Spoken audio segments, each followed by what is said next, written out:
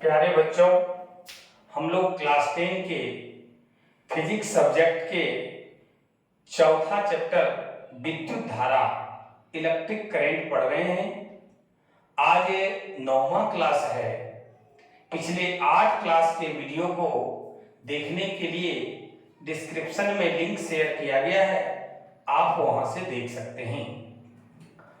आइए, आज का जो टॉपिक है वो है कि प्रतिरोधक किसे कहते हैं।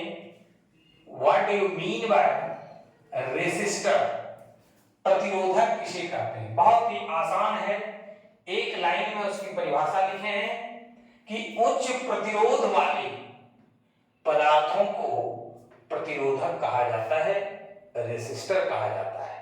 ध्यान दीजिएगा, यही याद हो जाएगा। हम जो क्लास ले रहे हैं बोर्ड पर, आपका नोट्स के साथ साथ क्लास भी आपका हो रहा है। अलग से ना नोट्स लेने की आवश्यकता है, ना खरीदने की आवश्यकता है, और ना ही एक्स्ट्रा पैसा खर्च करने की कोई जरूरत है। आइए कि उच्च प्रतिरोध वाले पदार्थों को प्रतिरोधक कहा जाता है।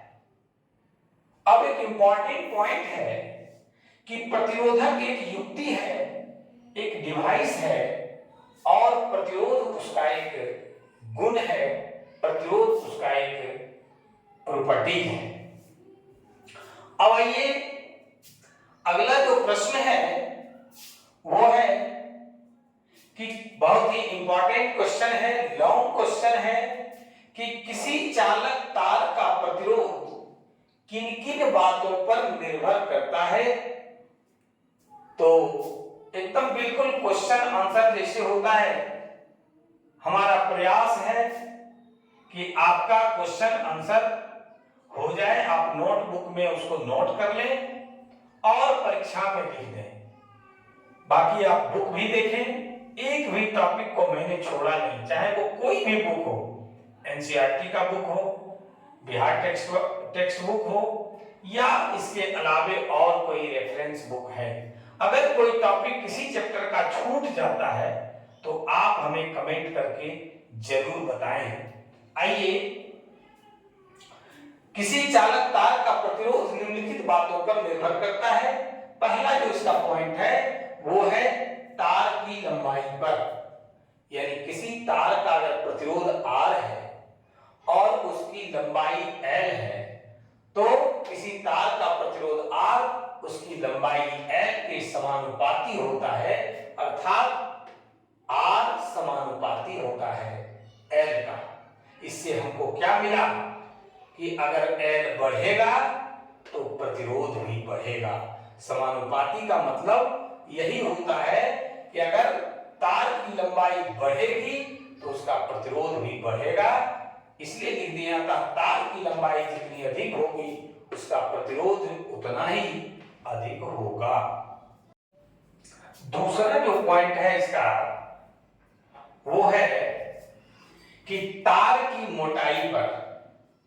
अब देखिए कि इसके अंतर्गत कि किसी तार का प्रतिरोध R उसके अनुप्रस्थ काट का क्षेत्रफल A के व्युत्क्रमानुपाती होता है, उल्टा होता है। कहने का मतलब हुआ कि तार अगर ये है, अनुप्रस्थ काट का क्षेत्रफल ये हुआ, अगला भाग इधर से अगर लीजिएगा तो ये इसका अगला भाग। तो क्या कह रहे हैं कि किसी तार का प्रतिरोध R उसके अनुप्रस्थ काट का क्षेत्रफल A के व्युत्क्रमानुपाती होता है, अर्थात R व्युत्क्रमानुपाती होता है किसका? क्षेत्रफल का, यानी 1/A। एरिया ऑफ इसका जो अनुप्रस्थ काट है, इसका अनुप्रस्थ काट का क्षेत्रफल। अब आइए इसका क्या मतलब हुआ।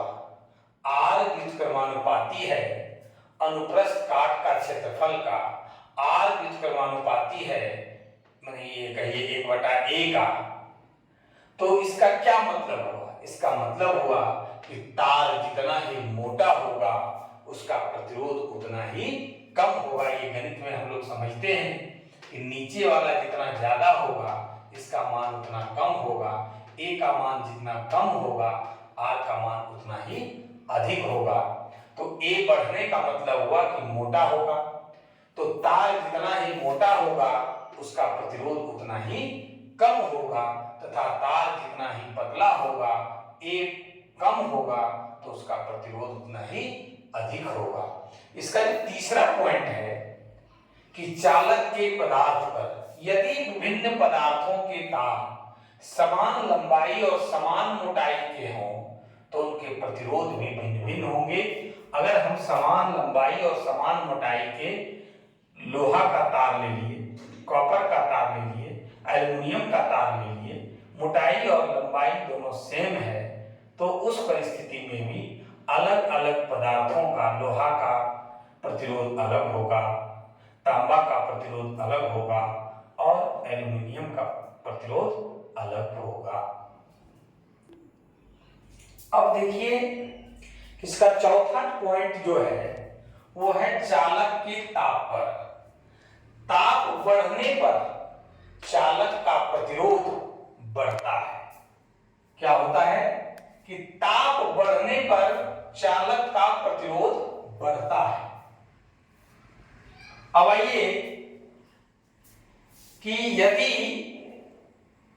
किसी तार की लंबाई L हो, अनुप्रस्थ काट का क्षेत्रफल A हो, क्रॉस सेक्शन एरिया अगर A हो, तो जो पहला पॉइंट और दूसरा पॉइंट हम लोगों ने जो देखा, पहले पॉइंट में हम लोगों ने देखा कि तार की लंबाई अगर बढ़ती है तो प्रतिरोध भी बढ़ता है, यानी R समानुपाती होता है तार के लंबाई का। और दूसरा जो पॉइंट हम लोगों ने देखा कि तार की मोटाई पर यानी मोटाई बढ़ता है तो प्रतिरोध घटता है, मोटाई कम होता है, यानी पतला तार अगर है तो उसका प्रतिरोध अधिक होता है। दोनों को हम लोग मर्ज कर दिए तो R समानुपाती होता है L/A का। ये हम 1 नंबर पॉइंट और 2 नंबर पॉइंट दोनों को मिला देंगे तो R समानुपाती होता है L/A का। A हो गया क्रॉस सेक्शन एरिया, अनुप्रस्थ काट का क्षेत्रफल। अब देखिए समानुपाती जब हटाए तो एक यहाँ पर चिन्ह दिए जिसका नाम है रो, अंग्रेजी में RHO पढ़ लिखते हैं और हिंदी में रो पढ़ते हैं। अब ये रो है क्या? तो रो दिए गए ताप पर तार के पदार्थ के लिए नियतांक है, कांस्टेंट है। इसे चालक तार के पदार्थ की प्रतिरोधकता कहते हैं, रेसिस्टिविटी कहते हैं। अब रेसिस्टिविटी या प्रतिरोधकता बराबर हम क्या लिखेंगे तो हो जाएगा RA और बटे L। अब है कि प्रतिरोधकता का बहुत इंपॉर्टेंट टॉपिक है कि प्रतिरोधकता का SI मात्रक क्या होगा। तो ध्यान दीजिएगा क्या होगा। यहां देखिए R है यानी प्रतिरोध का जो SI मात्रक हम लोग पढ़ चुके हैं ओम, एरिया का मीटर स्क्वायर होता है और बटे L का भी मीटर होता है। अगर इस मीटर से स्क्वायर को हम कैंसिल करा दें तो बचेगा क्या, ओम मीटर। इसको हम लोग क्या पढ़ेंगे, बहुत ही इंपॉर्टेंट है ऑब्जेक्टिव के लिए, ओम मीटर होता है। आपसे कोई पूछेगा कि प्रतिरोधकता का SI मात्रक क्या होता है तो ओम मीटर जवाब देंगे, है ना। प्रतिरोधकता क्या है तो एक नियतांक है, एक कांस्टेंट है और उस प्रतिरोधकता का SI मात्रक ओम मीटर होता है। अब आइए कि कुछ पदार्थों का प्रतिरोधकता हम लोग देखते हैं कि पारा का प्रतिरोधकता कितना है। पारा चूंकि एक धातु तत्व है और इसका प्रतिरोधकता 94.1 × 10⁻³ -8 ओम मीटर होता है। टंगस्टन का प्रतिरोधकता 4.9 गुने 10⁻⁸ ओम मीटर होता है। जरा ध्यान देंगे, ऑब्जेक्टिव बेस्ड एग्जाम के युग में हम लोग हैं। अभी जो परंपरा चली है वो है ऑब्जेक्टिव बेस्ड एग्जाम, चाहे वो बोर्ड एग्जाम हो, कॉम्पिटिटिव एग्जाम हो या और कोई भी एग्जाम हो। तो उस लिहाज से हम लोगों को बारीकी से पढ़ने की आवश्यकता है, हर पॉइंट को ध्यान से पढ़ने की आवश्यकता है। तो उसी के क्रम में हम लोगों ने देखा आगे है कि नाइक्रोम का प्रतिरोधकता। नाइक्रोम एक मिश्र धातु है जिसका की प्रतिरोधकता 111 गुने 10⁻⁶ ओम मीटर होता है। हीरा का जो प्रतिरोधकता होता है वो 5 गुने 10⁻12 ओम मीटर होता है। हम लोग आज के टॉपिक में जो पढ़ा, किसी चालक तार का प्रतिरोधकता किन किन बातों पर निर्भर करता है, प्रतिरोधकता का मात्रक, प्रतिरोधकता क्या है, इन सब सारी चीजों का अध्ययन विस्तार पूर्वक किया। अगर आप लोगों को कहीं किसी प्रकार का समझने में अगर परेशानी हो तो आप हमें कमेंट कर जरूर बताएं।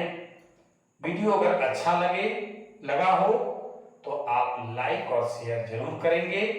जो लोग अभी तक चैनल को सब्सक्राइब नहीं किया है, चैनल को सब्सक्राइब जरूर करें। हम आपको भरोसा और विश्वास दिलाते हैं कि आपका एक भी टॉपिक, एक भी चैप्टर का एक भी टॉपिक छूटने नहीं देंगे, नहीं छूटेगा, इसका हम भरोसा दिलाते हैं। आगे की क्लास में हम लोग प्रतिरोधकों का समूहन पढ़ेंगे और उससे रिलेटेड जो भी बातें होंगी उसको सीखेंगे। आज की क्लास में बस इतना ही। धन्यवाद।